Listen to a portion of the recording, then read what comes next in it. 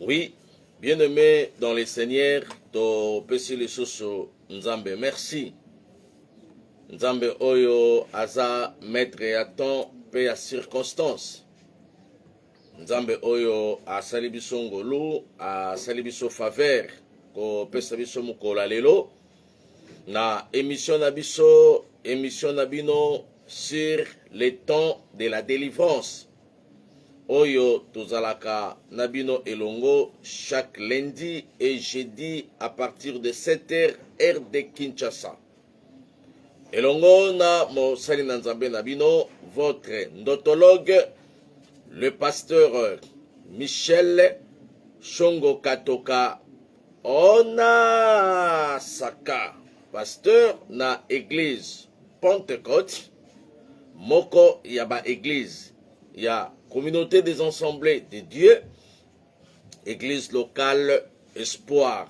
C'est sur avenue Mawanga, numéro 32, commune de Bumbu, Kinshasa, RD Congo. Tika Nzambalola, amonelanga bino nyonso, bisika wapi boza déjà connecté na Facebook na biso ya Michel Katoka. Pe Nzambe amonelanga bino nyonso, esika wapi bozolanda biso na YouTube na biso Michel Katoka TV.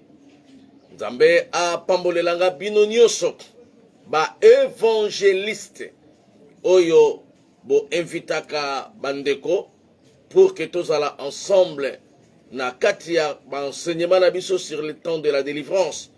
Nzambe apambolelanga pe bino oyo bo partageaka message pour que batantine baeba que on a saka aza déjà en ligne, pour que ba oncle baeba na ba tonton que pasteur Michel aza déjà en direct. Partagez message et pas ba camarade, partagez lien ya YouTube et pas ba ninga nyonso pe Nzambe a pambolelanga bino nyonso o bolanda kabiso na nzela ya familia télévision awa na République démocratique du Congo.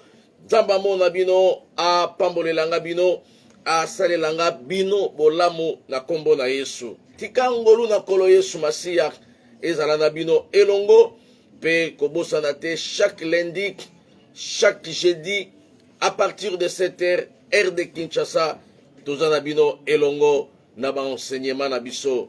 Nzambe asunga biso avato kota na kati ya enseignement na biso. Tolingi to sambela etango toko sambela nde toko kota. Shalom mama, shalom bino nyoso kuna, Nzamba pambola bino. Shalom na bino na mokili mobimba. Shalom na bandeko bozolanda biso na Amerique mobimba. Shalom na bandeko bozolanda biso na Europe mobimba. Nzamba monelanga bino nyoso na Afrique et pourquoi pas na bandeko bozolanda biso na Asie. Pourquoi pas bandeko bazolanda biso na Océanie. Nzamba mona bino pe asalela bino nyonso bolamu na mabota na bino nyonso na kombo na Yesu Masiya. Tika to sambela bongo to continuer to banda programme na biso. Grand Dieu le Tout-Puissant, Père éternel, au nom de Jésus-Christ, toza infiniment reconnaissant.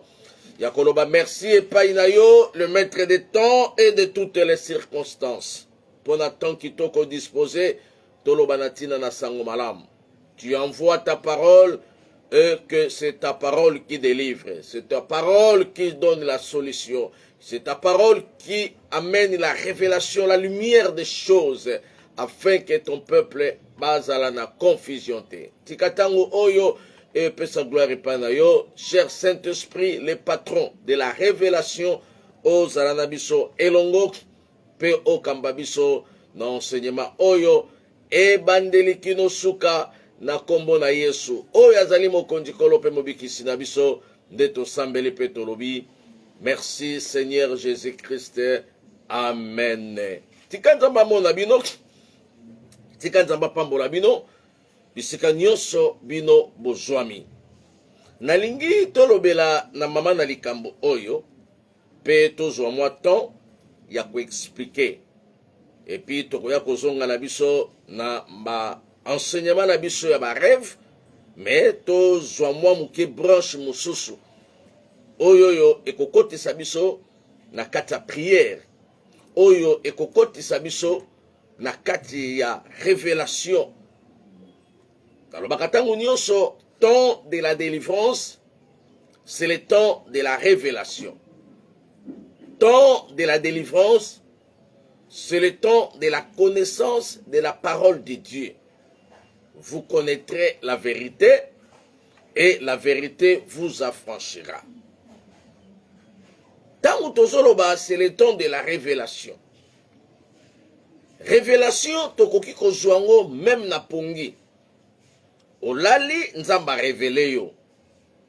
Atalisi yo état d'âme ya bato baza zinga na yo, na ndoto, na songe. Okoki kozwa révélation na voix audible. Olali te ozotambola ou bien na tamoko za silence, oyoki pena neti maloba moko ezokota na litoi na yo. Osoyoka neti mungongo ezopesa yo message. Dieu parle aussi dans la voix audible. Il nous parle aussi dans la conviction. Au fandi osoyoka neti malobeso matayo tikana sale la mutu obolamu, tikana sale la mutu oboye, tikana agir na situation oyo boye, mutu apesi yo conseil te. Mais au fandi kaka ozo sentir neti maloba ezo matayo, une conviction o ezo uta na mutema na yo et pesa yo orientation d'agir. Temps de la délivrance, c'est le temps de la révélation. Nous avons parlé de la source de la révélation. Oyo ko pesa ngana yo mayele penzela. Ya ko comprendre la réalité spirituelle. Et ya ko yeba ko s'en sortir dans la réalité wana. C'est le temps de la révélation. C'est le temps de la connaissance de la parole de Dieu.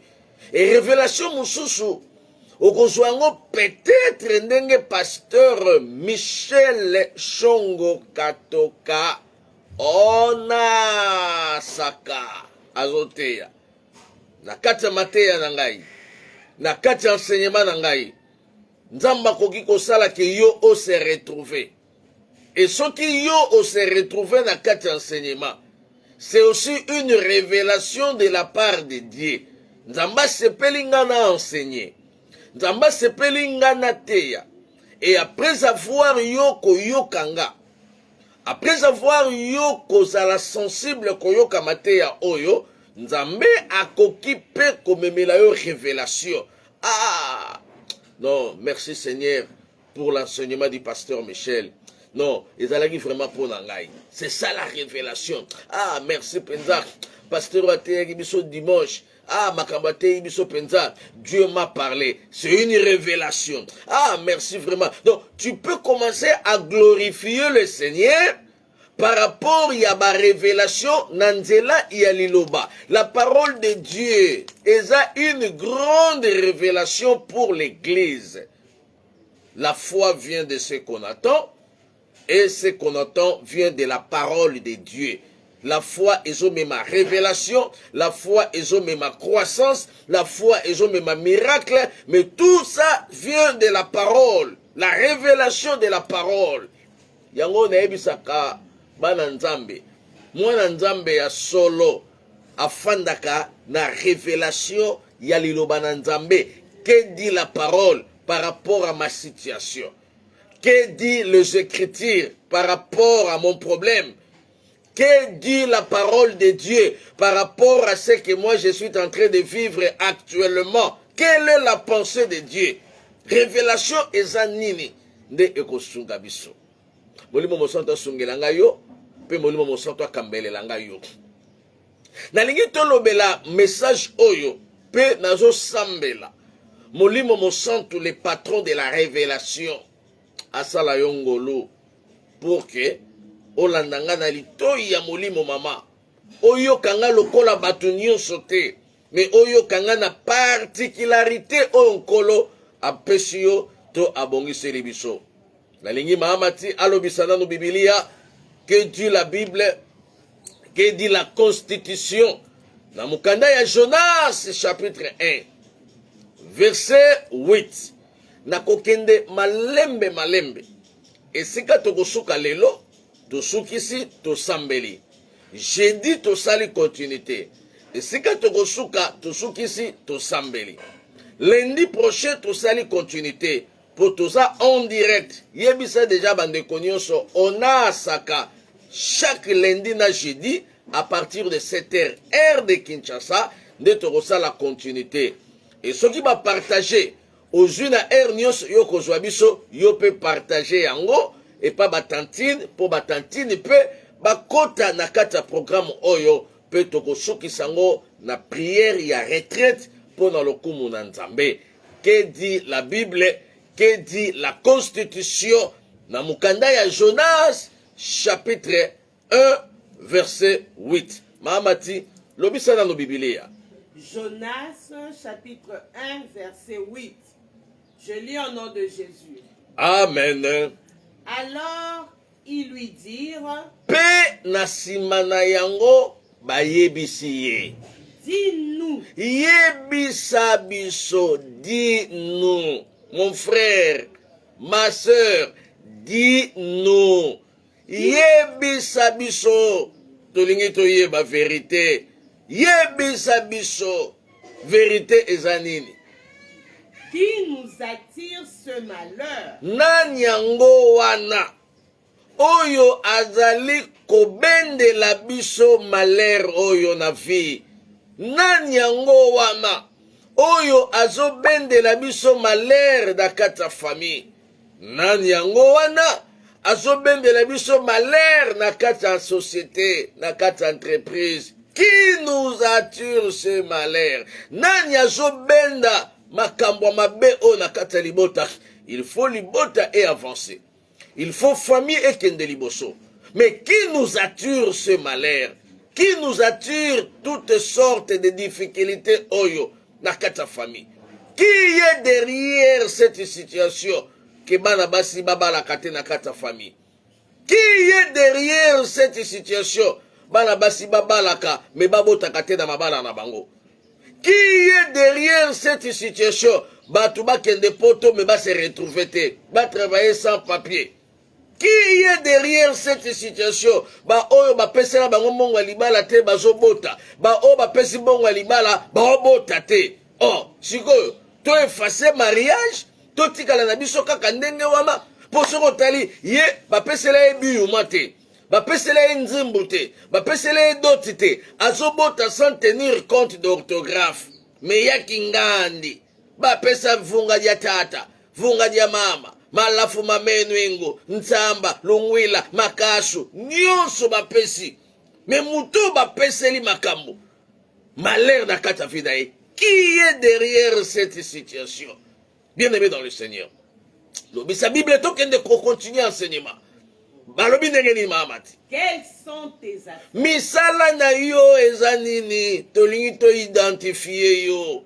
Qui nous attire ce malheur? Qui est derrière cette situation de ma famille? Quelles sont tes œuvres? Quelles sont tes œuvres? Oh, tokendango tango tokobanda jeudi. Lelo loko leza semaine ne bandeli to suka kaka na verset wana na paragraphe A. Qui nous attire ce malheur? Nani yango oyo azomemela biso ba makambo boye na kata famille? Nani yango oyo azomemela biso libabe na kati ya libota? Libobi, libota na libobi, libota na ba réalité mususu. Bolimbisi, bolimbisi, bolimbisi, bolimbisi. Nzambe asunga biso, bolimbisi. Qui nous attire ce malheur? Nani yango azobendela biso ba makambo oyo? Et nani yango aza na sima ya ba réalité oyo? Qui nous attire ce malheur? Nana so bendango. Nani aza auteur ya malheur oyo na kata vina biso? Et nani aza auteur ya malheur oyo na kata vi ya bana nanga? Bien-aimé, eza histoire oyo yebi très bien. Yango ifona bandango na ebandeli, yo olandanga na bokebi nyonso, bongo na sima tokokende na kata prière. Nzambe abengi Jonas. Alobi Jonas, yaka. Landanga bien, au comprendre, ba source, ya ba malheur, na kata ba vie ya bato mosusu. au comprendre ba source ya ba malédiction na kati ya ba famille, au comprendre ba source ya ba réalité spirituelle na kati ya mabota. Bien aimé, Bible lobi na Apocalypse chapitre 3, je me tiens à la porte et je frappe. Si quelqu'un entend ma voix, peut afungoli porte na ye, ngana okota. Ça c'est la parole de Dieu. Et le diable aussi a télémarqué la porte. On dit Satana. Satana a imitaka toujours oyo eza ya nzambe. Yepe a imité yango. Lokola Yesu a télémi la porte à Zobeta, oya kofungo la porte à côté. Le diable aussi a télémarqué la porte. Ya fi ya mutu à Zobeta. Et ce qui mutu ayoki mungongo Satana, mutu afungoli porte. Satana pe ayaka côté. A commis pe camarade na yo, a commis pe partenaire na yo. Tout ça la délivrance moko quelque part. Ndekwa kwei. Ba esprit et bandi koloba na kata ndeko oyo. Et j'ai commencé à interroger les esprits. Qui es-tu? Qui es-tu? Na kata nzoto oyo. Ape singa identité na ye. Na tuni esprit wana. Oyaki kosala nini na kata nzoto oyo. Ça c'est le temple de Dieu. Yo ye kosala nini.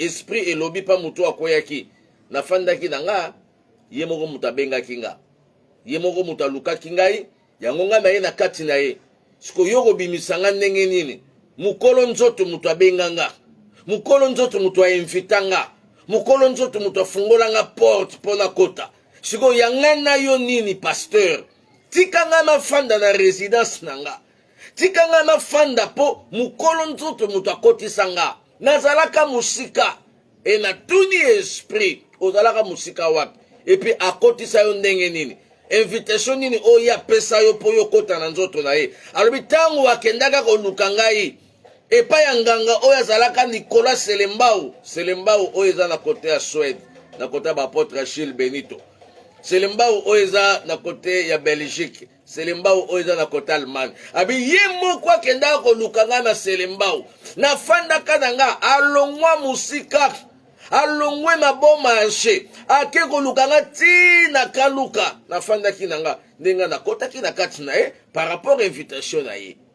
Bien aimé, na ye ko interroger nano ndeko na bitokata nano prière tala betelanga histoire spirituelle de moi zoloba yo muto o invita ye yo muto okotisa ye na Selembao ya fandaka ne na Selembao yo moko longwe bon marché kwatulu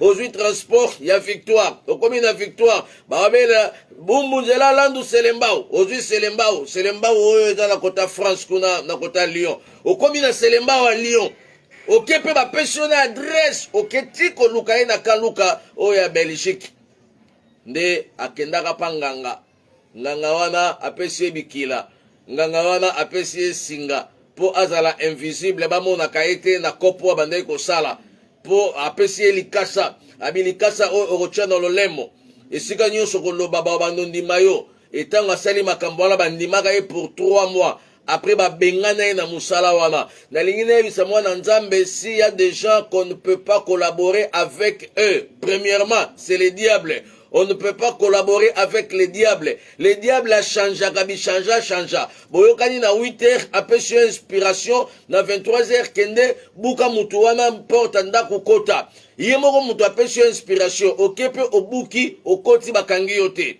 Et après 2 jours, ayebiso lisusu, kende komeka, epa ya kingandi. Na 0h, balalaka deja, kota buka. Yoke yo koti obuki, boye pouf. Kacher moko alalaka na kata ndako wana bien aimé bakangi yo batakupika moko bakataki loboko atikali loboko oyo etikali quelques centimètres mais nzamba limbisaki ye mais loboko etikali mukuse loboko etikali ya kokatana parce que akendeki koyiba azokotisa liboko kaka na fenêtre boye po alofungola crochet babeti ye penda fimbo ya bakanza mais sikoyo fimbo ya bakanza te mais mbeli ya bakanza pia. Bien aimé, le boko kwei etikali boy moyiba gangi nzambe na kufie nzambe na ngai yoka moyibi donc quelque part tant bakenda koyiba bayeba ke nzamba ça et puis basala pe prière nzambe batelanga na cop oil wana nzamba kote nini nzamba batetela, nzamba bayombe, nzamba ya masimanimba, to nzamba bakwanga. Oya koyoka yo, pour kende koyiba. Diable a inspiré yo au coopérer na ye. Et après avoir coopéré avec les diables, ye moko a livré yo, ye moko a bwakisi yo, pe ye moko a lukeli yo problème. Yango na osambe la bien-aimé dans le Seigneur. Molimo mosanto asunga yo. S'il faut collaborer avec tout le monde, évitez à collaborer avec les diables. Pour accomplir sa inspiration, kanga biloko na yo, boma libala, la mobali yo alekisi, yo monyango kaka inspiration, o kangi biloko na yo, o bomi libala, et tant bomi libala, mobala yo sengo pardon, na yo kate, bon ça va, loko yo kate, mobala ki abali, mobali abali, suka che mo sinandako, oh libala ane zalaka yanga, ezalaka ya yo te, Satan a inspiré ki yo obima. Nazo yebisa bana nzambe o bozolandanga. Attention avec l'inspiration du diable. Attention avec l'inspiration du diable. Diable a koki ko inspiré yo. Viva réalité oyo. Salaboy. Yango na yebisa bana église espoir. Et nazo yebisa ba aminanga internaute. Église corps du Christ. Bana notre Père. Nazo yebisa bino nyonso bien-aimé dans le Seigneur. Soki olingi kozwa décision na vie. Kozwa décision na kanda te. Po kanda ebimisaka mwana malonga te mama. Kanda ebotaka mwana malamu te. Et kanda ebotaka regret après. Yango moni pouf. Papa moko boye amodisa mwana nene inspiration. A déclaré kaka abi kende kozonga lisusu awa te ba tuta yo ata na mutuka. Po na mono na misu na ngate. Bakei batuti mwana na victoire. Inspiration du diable. Mwana pesi kanda, papa a largué. Papa a lancé parole. Na lingi ko mono su na misu na ngate kende ba tuto ata na mutuka. Mwana pe akende normalement batuti pe na mutuka kufi. Prophétie à papa et kokisami, prophétie sorcellérique, prophétie diabolique, prophétie du diable. Et c'est pour cela nazo yebisa ba parents. Molimo mosanta sunga biso. Il ne faut pas agir au moment où tu es en colère. Oko risquer ko bimisa ba parole mosusu mama o Satan a profité nango pe a réaliser yango. Ce qui Satan a profité nango azui part. Oyokinde ko o na kata prière nzamba zolo ba ki demo zolo ba nzambe ko jote demo zolo ba yemo ko mtabenga kinga abenga ki wapi era kende ko fréquenter banganga tala yoza mwana nzambe banda ko mususu yo ko kota te ata ba camarade bazokota yo koki ko kende ko consulter ba astrologue te yo koki ko kende ko consulter ba faux prophète te retourna nga ba faux prophète ndenge nini azolo ba makambo nzambe ba prophétie bien mais ça conditionné. Oh il faut pas ça boy, il faut non. Dieu nous a donné gratuitement et on est aussi obligé de les transmettre gratuitement. Tu peux comprendre que non, ça c'est un faux prophète, ça c'est un vrai prophète. Par rapport, il y a prophétie kakate, mais par rapport, il y a entourage prophétique naye. Il y a pesio prophétie, ayebiso koliangulute. Ça c'est quel type de prophétie? Il y a pesio prophétie, ayebiso biloko nyonso ya makasa kolia yango lisusu te. Oyo prophétie à côté nini? Ya mboka nini? Il y a pesio prophétie, abike mobali na yo ko solliciter pendant 6 mois. Moi si libala solliciter mobali na yete pona nini? Ozomona ba confusion prophétique. Mutazo mona ngo eza message balobi na ngai nalobisa ete natala keka lokola zoba pendant 1 mois. Une femme mariée otalaka mobali na yoka pendant 1 mois. Olobisa ete asimba yote. Ça c'est plus que la sorcellerie. C'est au-delà de la sorcellerie. Ça atteint déjà la magie vers l'occultisme en face de l'esprit des morts sans tenir compte d'orthographe. Les inspirations du diable. Faites attention, ma soeur. Faites attention, mon frère. Le diable peut t'inspirer des choses pour Olongwana Libala. Le diable peut t'inspirer des choses pour Olongwana Musala. Ne comment on va Musala? Ne bisaka bino na ba message na ngai aw. Bien aimé, ake Musala. Satan a inspiré chef o nenge alobaka no mingi lelo katele lingala. Soka pesho mbote ko mbote wana te chef apeso mbote DG na yo apeso mbote oh nenga okota wana ndenge bato batelemaka yo lolo kotelema te sala neti moto moko ozosolola na telefone sala neti moto ozosolola na telefone bude bien aimé babudaka mokonzi te tala milimo famille babudaka ba autorité te et surtout esika yo ozali ndeko aye pena na société afandi pena na porte tango déjà zokota bato tu batelemi ya osola na telefone afandi kaka mais amoni bato batelemi déjà matabi oh mais ndenge nini nakoti bato nyonso batelemi bahonoré arrivé nanga mais kingandi mambweni masiantima kotadolo atelemi te babi toyebi te peut-être azalaki na telefone ayebaki te ye amoni déjà lobi eloko te le lendemain déjà ye liso bina osala ndenge wana osala semaine mobimba ya zomona ngo lolendo akindoki lolendo envoûtement bien aimé il y a l'orgueil satanique il y a l'orgueil d'envoûtement. Et tant qu'un enfant de Dieu, il faut comprendre que cet orgueil, c'est quel orgueil? Ça, ce n'est pas l'orgueil lié à l'envoûtement pour que n'allons moussalak. Ça, c'est un orgueil lié à l'envoûtement pour l'ibala nangebeba. Ou ça orgueil lié à l'envoûtement pour nazanga chumbidi kwanga. Bien aimé. Elandi lisusu. Mukonza okota ya telema penza. Batu batelemi ya fandi.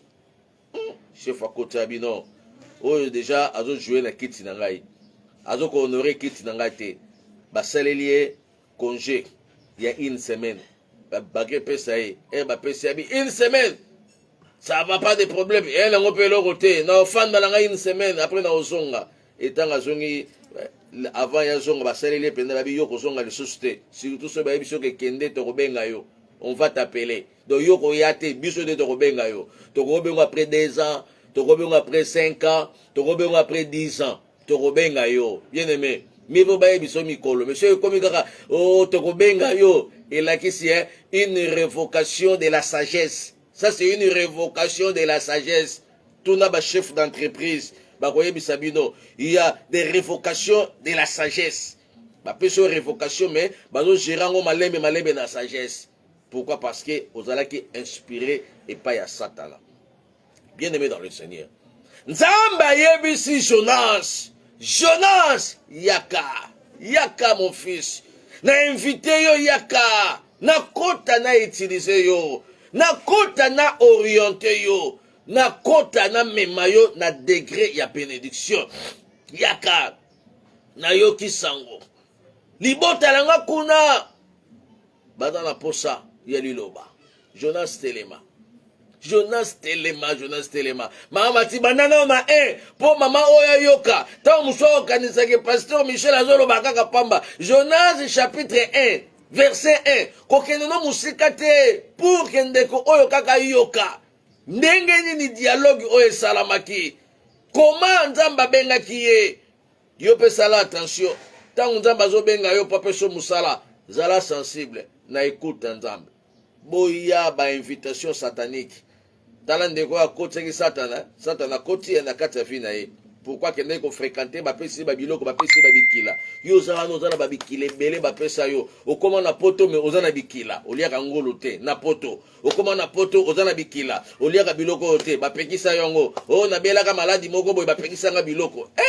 Bible zolo ba manger tout ce qu'on va au marché. Mais yo zana biloko muso liaka te oh nzombo soki na lie nzombo na kobima makwanza oh te ezala biloko mususu okoko liango te par rapport ya yo moko mais ezala loi ya famille te netinga biloko lokola oyo ya dongo wana na liaka ngo te pona ekilate pona mona kango lokola tala yo moko omona dongo wana pa omona ngo lokola eloko wana ka na liaka ngo te pona ndengo wana. Ce n'est pas que, mais tout ce qu'on va au marché, il faut lire. Nalia rapeni ya utepo, na mona gae, na butu, misumike, na moi, misumike, na butu, misufunga munene. Ça c'est la sorcellerie. Et ça la biloko musoko ko liango te yo moko pona esengo na yo. Mais ekoma ekilate. Soki ekomi ekila, ba pesi yo condition ko lie loko te. Okomi déjà na kati ya monde mususu. Pe na kati ya bakutimi mosusu tokozwa temps ndenge tobandi enseignement oyo thème nango ezali qui nous attire ce malheur na kati ya famille, qui nous attire ce malheur na kati ya société. Eza na bato mosusu kaka soki aye kosala na société na bino, société koya faillite neti bino société koya faillite. Oh covid kaka te, bien que covid ekweyisi ba société en faillite, mais ba société mosusu ekweyi en faillite parce que bayambaki ba agent ya satana, ba agent oyo baza na ba malédiction. Eza na bato mosusu soki oyambi yo tie kaka na kare na yo, mama libala ekufi ya machanga libala ekufaka mpo na nini? Azwaka vie jopeti, vie jope akotaka na ekiri na ye directement libala ekufi. Eza na moto mosusu oyo tie kaka na kare na yo mosala ebebi. Eza na moto mosusu oyo tie kaka na kare na ye akomi kopesa ba conseil mobali nde nini kaka atie yo pe tia yoka baya mari, yoka baya mandeni, yoka ba conseil ya baya Anastasie, yoka ba conseil ya ba mama Lumweni. Tout ça, il faut avoir la révélation. Yango na lobaka temps de la délivrance, c'est le temps de la révélation. Révélation à la parole de Dieu, révélation na kati ya enseignement, révélation na kati ya Bible, pe révélation na makambo nzambe azotalisa yo na bandoto na yo. Maamati, que dit la Bible? Bandaka verset 1. Bongo tokende na biso malembe pour la continuité. La parole de l'Éternel fut adressée à Jonas. Liloba na Nzambe et s'adressait pas na ye. Donc Dieu lui-même, la parole de Dieu, c'est Dieu lui-même. Alobinin, fils d'Amitai, abenye na kombo ya papa na ye, fils d'Amitai. en ces mots, Alobinini, lève-toi, telema Jonas, va à Ninive, kende na Ninive, la grande ville, ville ya munene, écrit contre pe elle, ganga, teya bango, pe yebisa bango boye. car sa méchanceté est montée jusqu'à moi. Yebisa bango, leur méchanceté, mutu makasi na bango, mutu mangongi na bango, e matiti e pa na nga Nzambe. Keba, mato yelekaka mutu te. Bien aimé, mama zo conseiller mwana zo mona comme si kaka, non, mama lobaka na ye kaka, mama lobaka na ye kaka. Mama labino, avakoma mama labino, azalaka jeune fille. Ayebi ba réalité. Yo sali na no fite. Yo ebi fi. Yo mona kanenge mama labino alobaka te wana nde mama labino aza maser. Tika. Mama labino asala fi koleka yo. Yango tanga zo conseiller mwana na ngai. Babi magana 16h, mais bazonga ka 22h te. Keba. Matuele kaka mutu te. Yozo mana mama ngana malanga te o mona mère na bino yuma. Mère na bino za yuma te tuna mama la bino. Le ba pasteur Michel alobi ozalaka yuma, yebisaka vérité. Mama la bino webi so moninga kutu. Nazalaka na internat na Sonabata. Nazo bima na mire internat na ke koya pa basango. Na fandi talatika na loba makambo te mama ti lobisaka ka Biblia. Yo mona ka mama la bino ozalaka yuma. Nzoka mama la bino akima kutu na couvent. Alingaka zala maserte. Mais alongwa ki maserte. Père David ngaka za sango mais alongwa sango. Yo mone mutapa pam. Ningo mona ka ba calme no kanisa goleke na mayele. Yo leki père wana na mayele. Keba mutu za calme. Ao sala étude x4. Ao sala étude x5. Yango soki mukolo ayebisi yo mwana yoka. Ko kanisa teke ndenge yo ozana oleki mutu de l'autre. Oza des fois ba inspecteur. Père wana za inspecteur. Mère wana za inspectrice ya makasi. Yango soka zo pesa conseil yoka. Mato yele kaka mutu te. Muto balingaka nde bapesa ke conseil. Mais muto batika ka na mbiscade. Asimba moto. Bongo e conseil. Yo kaka conseil ya mikolo na vie. Yo kaka conseil ya bato nzamba tie liboso na yo. Nzamba tie bango pour rien te. Atie bango pour encadrement na yo. Muto alingaka akoma grand. Il faut lelo azala un esprit ya écoute. Et lobi ko sungaye akoma grand. Lobi sa constitution maman mati. Qu'est dit la constitution? Et Jonas se leva. Jonas a telemi po ayoki Nzambe. Et pour s'enfuir à Tarsis. Tala. Obi ba Jonas o moko penza. Il fallait que ba fanda na libuma mbisa ta pendant 10 ans. Afanda ka na libuma mbisi kuna soki amati boye a tuti foi. Amati na libuma boye a tuti michopo. Amati na libuma mbisi boye a tuti pancréas. a matina libuma mbisi ake tuta barin na yebi to bambisi bazala na barin na yebi te hein. Donc il fallait qu'il pena afanda kuna mama tibandela place wana mama nifa yoka. Que dit la constitution? Et Jonas s'éleva pour s'enfuir à Tarsis. Jonas a telemi na ye pour Akima, mais tandis que c'est Dieu qui lui a dit, qui lui a parlé. Mais au lieu de respecter la parole de Dieu, il a respecté la conviction du diable. Entre parenthèses, les lois te belé, baozwa ba échec na vie, ba échec na bango ezali na nini. Pasteur Michel a opé conseil, salaboy, salaboy, salaboy. Mais il y a besoin de conseil à Pasteur Michel, à Tché Pembeni, à Sali Oye Moga Sepeli. Et tant que yo Sali Oyo Sepeli, tant que o rejoint et gogo mukolo ya diable. Après olobake non, nzamba tikinga. Après olobake non, nzamba linginga ite. Ton pasteur, ton encadreur, azo conseiller yo. Ma fille, mon fils, batambola kaboete, tika boye, tika boye. Tika boye, tika boye. Yozo mona comme si, pasteur azo frene ngai, ndenge nini pena, ngama mabalite, il faut na 3 fiancés pour na salaka étude, na étudier oyo, na étudier oyo, na étudier oyo. Yoza suko nani, quel professeur? Hein? O étudier mathématiques, o étudier anglais, o étudier physique. Monique, tant que pasteur de te, ba étudier ramisa tout te. Il faut de la professionnelle, il faut de la spécialiste. Joa moko bondela nzambe na ye. Au lieu osimba awa ozala na tâtonnement spirituel. Au mona mutu moko do gérer 4 personnes. Soko tuniye ndenge nini? Je demande la volonté de Dieu. Andra Zopesayo, tu demandes la volonté de Dieu. Jean-Claude Azopesayo, tu demandes la volonté de Dieu. JC Azopesayo, tu demandes la volonté de Dieu. Baudouin, yo ganan Baudouin, roi Baudouin. Tala. Yo sakana na ba kombo mususu. Et dans la combo mususu ke na vie na yo luka pe oye ba histoire a combo wana siko yo Baudouin azopesa yo Anaclet azopesa yo Zumbel azopesa yo Gaspard azopesa yo ba combo moko ya kala c'est que bato wana ba sala vie et tant bazopesa ndenge wana yo siko ozo étudier bango yo siko mathématiques o étudier après pas pasteur Michel je vais voir la volonté de Dieu c'est quoi bango nyonso ba ozo yo en charge siko yo tout na volonté ensemble. Non, on demande la volonté de Dieu avant d'entrer. Yo, na lo banane. Yo moko zolo ba non, Baudouin mutafuta kandako. Yo moko zolo ba Anaclet mutafuta ba classe abama. Yo moko zolo ba non, Tarzan yende mutasala ka profession. Siko, o monite ke non, ozu retard libala.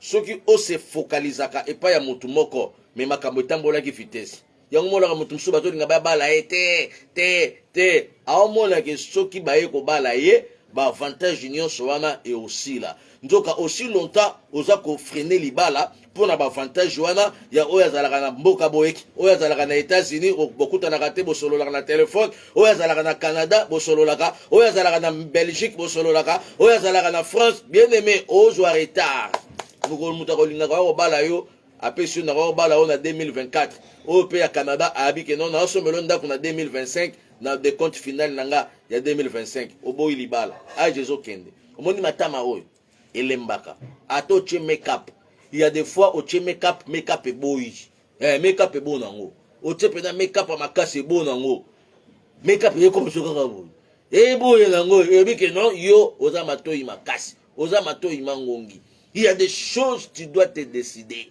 Il ne faut pas que yoka la voix du diable. La voix du diable est au tchabatu dakata confusion. Et ont même la batu esprit en retard. Na teaka la fois passée. Délivrance sur les esprits de retard. Na esprit en retard. Et yaka na ndenge nini. Na ba inspiration diabolique. Na ba inspiration satanique. Molimo mosota sungelanga yo. Et ce que zo yokanga. Molimo mosota sungelanga yo. Et si vous avez tant de la délivrance, Nzamba yebisi Jonas, Telema, Jonas, Kende, ote ya sango malam, Jonas a telemi. Mais au lieu kende na destination, oh Nzamba tindie, ake na destination, oh yemoko a sepela.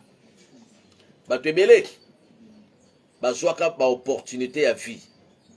Mais pourquoi ici mbate? Parce que na entourage na ye, azalaki na ba faux conseiller nazo yebisa yo na vie soko lingi penda ozinda d'une manière extraordinaire zalaka na ba faux conseiller kutanaka na ba conseiller mabe na vie oko vivre échec général soko lingi penza ozwa échec soko lingi penza o vivre malédiction moko normale, une malédiction dans le vrai sens. Yo kaka ba faux conseiller ba conseiller o ba yebisako ke no vie eza na retard te.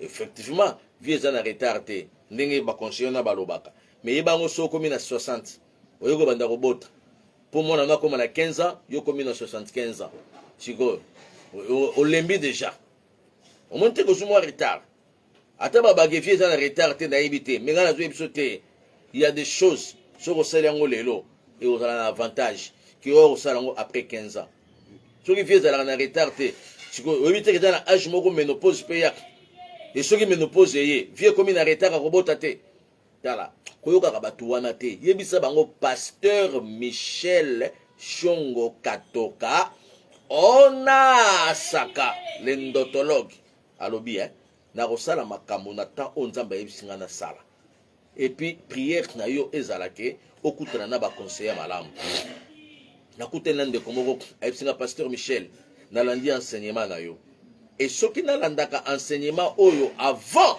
me libala na nga ekufaki te natuni na ndenge nini abi po mobali na nga c'est un bon mari mais siko yo zo témoigner c'est un bon mari siko ekufaki ndenge nini alobi ando sele na nga nyonso nakutani na ya gypsy ya mantsanga ya mambweni ayebisinga po penza o sentir ke mobali o alingaka yo banda kosali bakata salaka makambo ya zo silika soki azo supporter ndaza mobali na yo yo ka ba conseiller ya mambweni okoboma libala leki ya quartier yo ka ba faux conseil et moi c'est ce mobali aye atuni oui ma nourriture non nalambi te ah pourquoi mobali pakeye moko na cuisine mibala bakongo ti bakongo akala bakongo ya respect bakongo mikolo te bakongo mikolo bakoma na clair moko koleka même baluba liboso toyebaki oh moluba locataire akobotola lupango na yo oh moluba locataire akosala lelo na bakongo bazo ko escroquer bandako na bandale mukongo alobaka te escroc koleka mo talatika yango eza makambo bikolo te eza makambo ba esprit eza na ba esprit soki esprit wana procédé yo omona pena que non ah mutu alobaka te keba bato balobaka te wana batongaka bandako milai na esprit sans tenir compte d'orthographe. Bien aimé dans le Seigneur, Église corps du Christ molimo mosonto sungela ngayo esika pozolanda biso itinéraire bondela nzambe bato oyo nzambe atiaka pembeni na biso bazalaka lipamboli bazalaka pe malédiction. Quitte à toi d'avoir le discernement pour comprendre que camarade oyo aza lipamboli po nanga ayebisi ke non po penda o mesurer que mobali o alingako ya solo il faut bano sali bakata. Moi ça comme une esprit akata mobali ayebo alambi te mobali akeye mo na cuisine alambi après abengi alors ya mambweni lelo na lambeli yete ah bon asuki wapi abiye moko akoti na cuisine apelisi pena makala alambi ye moko fufu menga na lambaki na lie abia lobi sko lamba lobi alambi lobi kuna alambi. Semaine prochaine conseiller spirituel nae chargé à destruction des foyers. Il y a des conseillers spirituels chargés de destruction des foyers. Baya mambweni baya lumweni baya lupiku talatika na tanga kombo moko be mama ka benga bisenga pasteur wana za kombo na ngai papa ngai bon tanga so ba kombo te na bika ba ya côté kuna.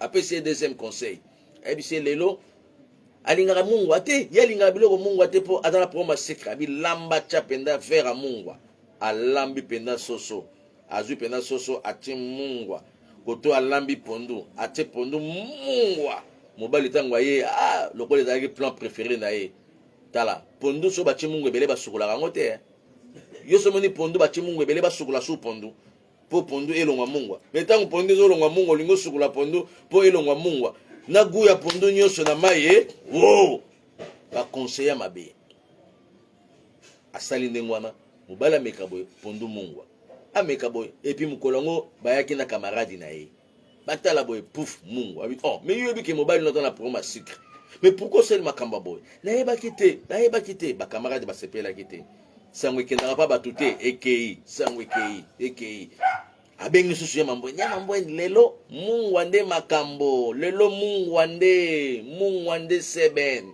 mungwa nde makambo mobali pe afandi na ye ake asombi biloko libanda alie akomo partager pa baninga bayebisi te so omoni boye emeka ko reprocher ye kaka reprocher mwasi abisinga nini kaka nini ya malonga nazalaka nango awa eza na bato mosusu babangaka meme pa nini ya malonga ozalaka nango nini ya malonga nazwa na libala oyo yo ya na libala na mwana ozwi mwana na kati ya libala siko oto na mobali siko nini yango ya malonga nazwi na ndako oyo bongo bana wana ozwi bango baa bato ya malonga te tala makambo mosusu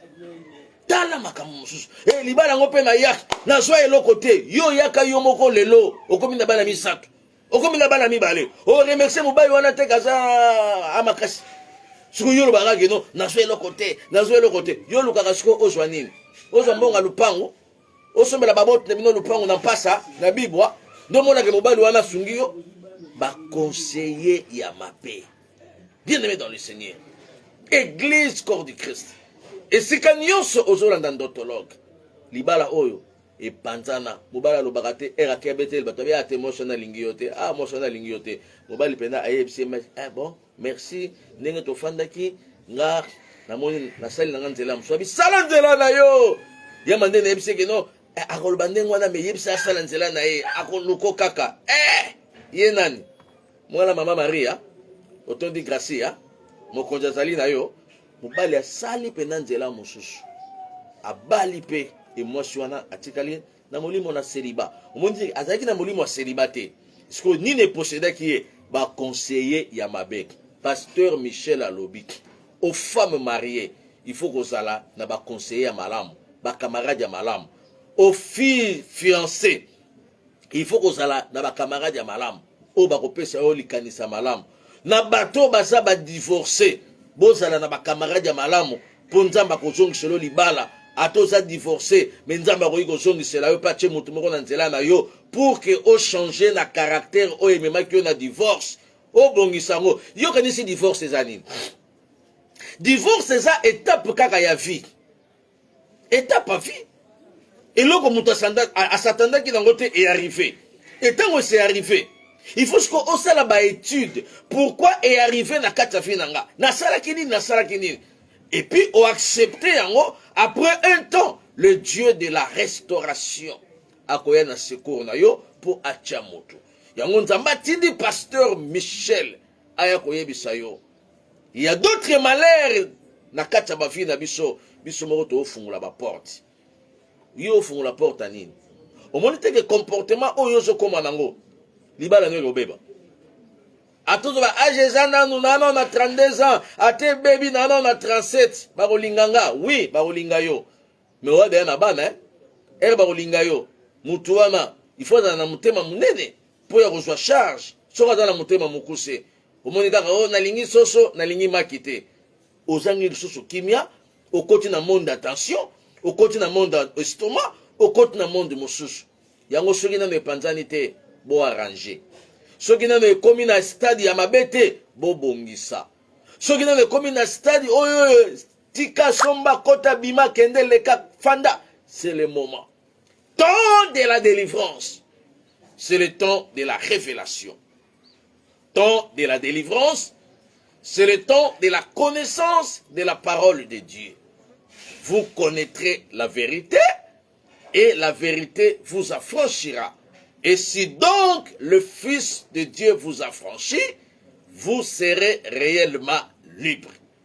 Pasteur Michel Akolembate, koyebisa église corps du Christ, qui nous attire ce malheur, tu peux être toi-même le responsable de ton malheur. Il faut que autant aux d'enseignement oyo. Chaque lundi à partir de 7h, heure de Kinshasa, chaque jeudi à partir de 7h, heure de Kinshasa, pe semaine oezoya, na kopesa biso ba programme na biso ya pourquoi. Tozo kota na ba programme pe ya pourquoi, na ba prière ya ba veillée ya pourquoi, à partir ya mikolo oyo ezali koya, na kopesa programme bolanda biso pe na pourquoi, na nzela ya Facebook, na nzela ya YouTube, pe toko organiser ba veillée pe ya pourquoi, pour que to sambelaka elongo selon demande ya bino oyo boza kolanda biso po tozwa temps makasi ya prière. Nzamba pambolelanga bino nyonso bisika bozalaki ebele pona kolanda biso. Nzamba pambolelanga bino nyonso oyo bozo partager message oyo na baninga la bino. Nzamba pambolelanga bino nyonso oyo boza ko s'abonner na chaîne na biso ya YouTube Michel Katoka TV. Et nzamba pambolelanga bino nyonso oyo bozolanda biso na famille ya télévision. Soki famille za na Kinshasa yebisa bango chaque jour na 22h Pasteur Michel alekaka na télévision. Famille à télévision. Chaque jour à partir à 22h. Et puis chaque jour à partir à 6h. La famille à télévision. Tozawana pona ko édifier église corps du Christ. Et chaque mercredi, chaque lundi, naba na notre père. Na studio Sango Malamu. Kunape tozoleka pona ko édifier église corps du Christ. Nzamba pambolelanga bino nyonso pe bolamu na tata nzambe ezala likolo na bino pona lokumu na Yesu Masiya. Nzamba pambolelanga bino nyonso o bozolanda biso pe o bozokota na contact na biso. Mon numéro de tous les jours, mon numéro de tous les temps, c'est 00243 89 89 19 374. Maman, comment on place wana pour de quoi on appelle Amona 00243 89 89 19 374. Et deuxième numéro est ça 00243 90 15 26 501. 00243 90 15 26 501.